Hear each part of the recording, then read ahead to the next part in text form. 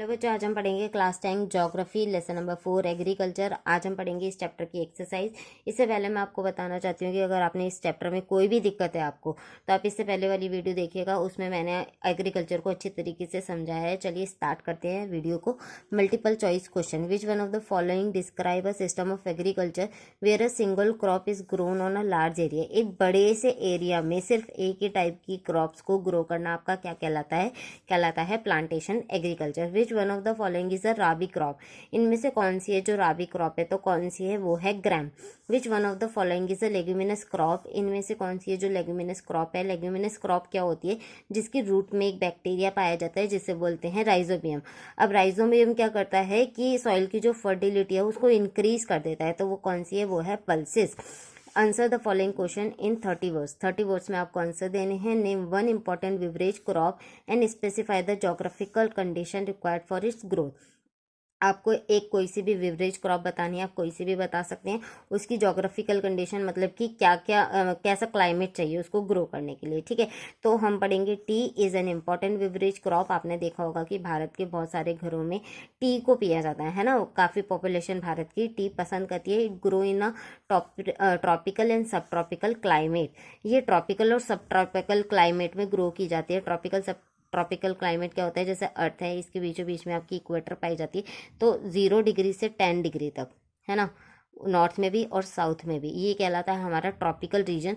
और इससे ऊपर 10 से 23 डिग्री 23.5, साउथ में भी 23.5, ये कहलाता है आपका ये वाला इलाका, ये कहलाता है सब ट्रॉपिकल। और ये वाला जो रीजन है दोनों 10 का, ये कहलाता है आपका ट्रॉपिकल रीजन। वहाँ पे बहुत ज़्यादा बारिश होती है और बहुत ज़्यादा गर्मी होती है।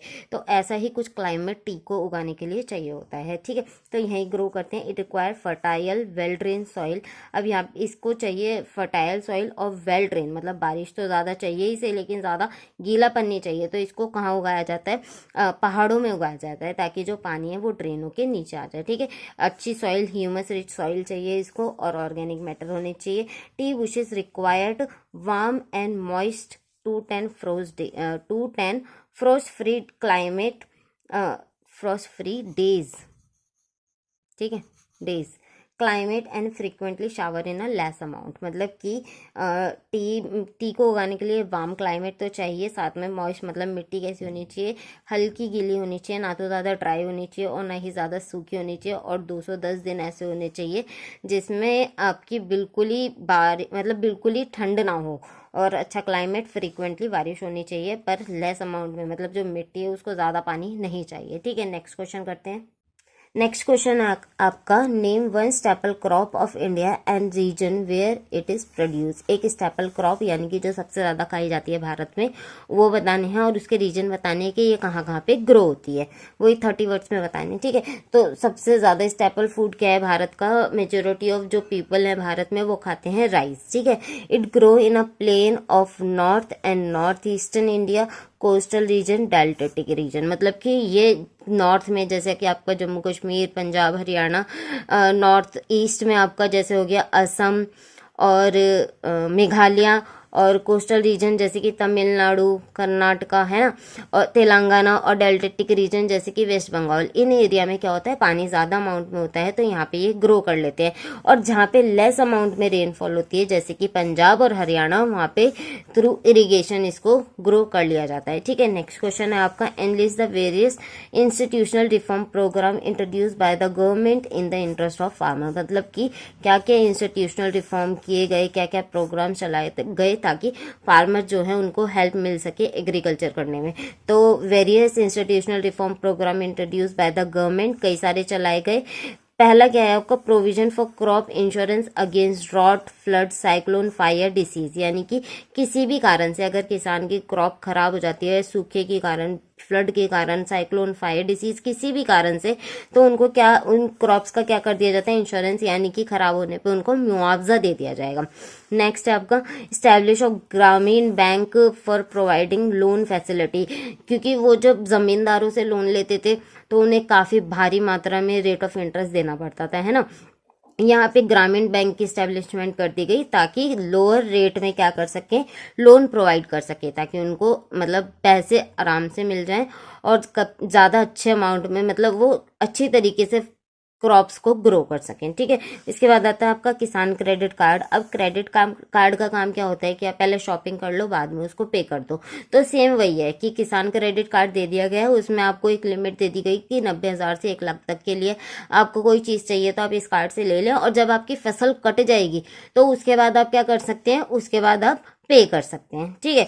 मिनिमम सपोर्ट प्राइस तय कर दिया गया है, रेम्युनेटिव प्राइस और प्रोक्यूरमेंट प्राइस। अब ये क्या होते हैं, मिनिमम सपोर्ट प्राइस का मतलब है कि जब फसल बोई जाती है उस टाइम पे एक प्राइस तय कर दिया जाता था कि क्या है कि अब आप इससे कम में आपकी कोई क्रॉप नहीं खरीदेगा इससे कम के कोई दाम लगाएगा तो फिर सरकार उसको खरीद लेगी, ठीक है। रेम्युनेटिव प्राइस जैसे मील के लिए जो रॉ मटेरियल, इंडस्ट्रियलिस्ट जो रॉ मटेरियल खरीदते हैं उनके लिए भी फिक्स कर दिया कि इससे कम में आप ले ही नहीं सकते, है ना। तो इससे क्या हो गया कि किसान को एक सिक्योरिटी मिल जाती है कि चलो हमारी जो क्रॉप है इतने दाम में तो बिकेगी कम से कम, और अगर उससे अच्छा प्राइस मिलता है मार्केट में तो वो क्या है उसमें बेच देते हैं। तो गवर्नमेंट को ना पब्लिक डिस्ट्रीब्यूशन जैसे राशन वगैरह के लिए चाहिए होता है, तो फिर जो गवर्नमेंट है वो मिनिमम सपोर्ट प्राइस में नहीं बल्कि मार्केट प्राइस में खरीदती है। तो खरीदती है जो गवर्नमेंट, उस प्राइस को हम बोलते हैं प्रोक्यूरमेंट प्राइस। समझ में आ गया प्रोक्यूरमेंट प्राइस क्या होता है। अब नेक्स्ट क्वेश्चन करते हैं।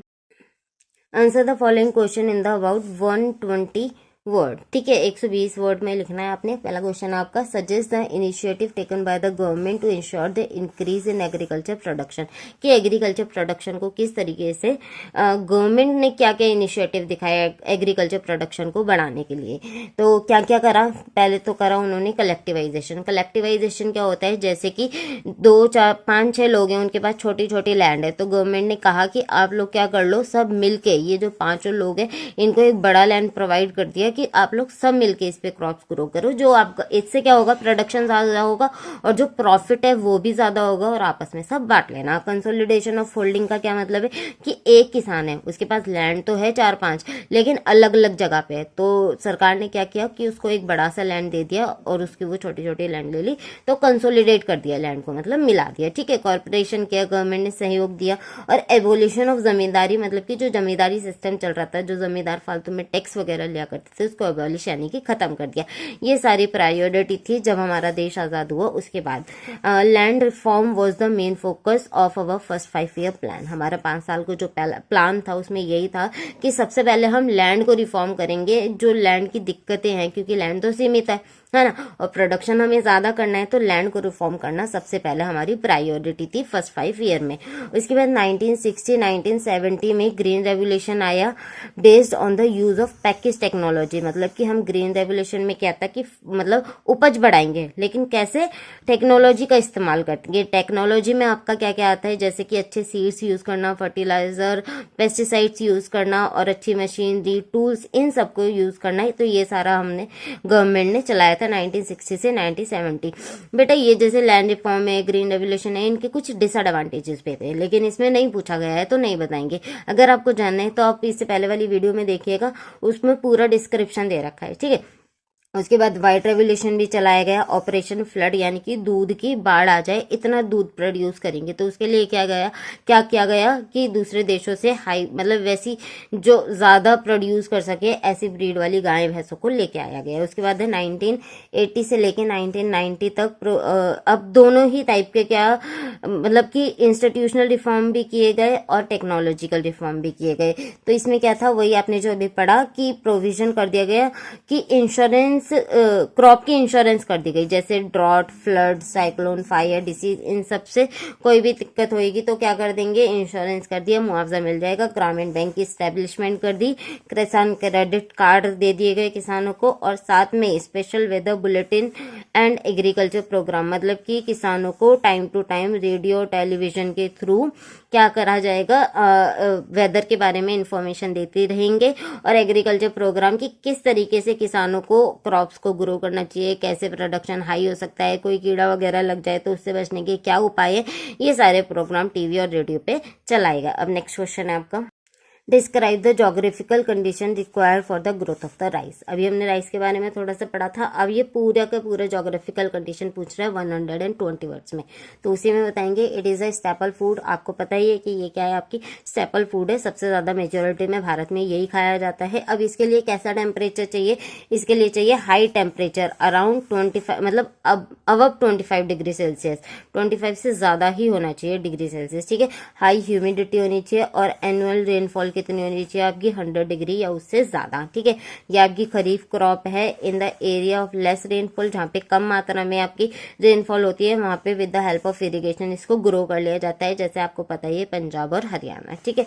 Rice is grown in the plain of north, कहाँ कहाँ पे ग्रो किया जाता है, नॉर्थ में जैसे जम्मू कश्मीर हो गया, नॉर्थ ईस्ट में जैसे असम मेघालय होगा, कोस्टल रीजन तेलंगाना तमिलनाडु हो गया, ठीक है, और डेल्टिक रीजन जैसे कि वेस्ट बंगाल, इन एरियाज में इसको ग्रो किया जाता है, क्योंकि यहाँ पे पानी बहुत ज़्यादा है, और मतलब क्योंकि वैसा इलाका है ना ये जहाँ पे बारिश ज़्यादा हो रही है, या फिर कोस्टल रीजन्स है, तो यहाँ पे पानी अच्छे से अवेलेबल है, तो यहाँ पे सबसे ज़्यादा राइस ग्रो किया जाता है, ठीक है। उसके बाद डेवलपमेंट ऑफ कैनल डेवलप्ड हो गई जब ट्यूबवेल्स बन गए, have made possible to grow less rainfall area like Punjab and Haryana, western Uttar Pradesh and Rajasthan. तो इन इलाकों में भी पंजाब हरियाणा यूपी राजस्थान, यहाँ पे तो पानी की कमी है, उतना ज़्यादा पानी नहीं है जितना इन रीजन्स में मिल जाता है, लेकिन यहाँ पे भी थ्रू इरिगेशन क्या कर लेते हैं, राइस को ग्रो कर लेते हैं। तो यहाँ पे आपका चैप्टर मतलब ये इसकी एक्सरसाइज खत्म होती है। आई होप आपको ये वीडियो पसंद आई हो। वीडियो पसंद आई हो तो बेटा वीडियो को लाइक करें, चैनल को सब्सक्राइब करें। मिलते हैं नेक्स्ट वीडियो में। Thank you for watching.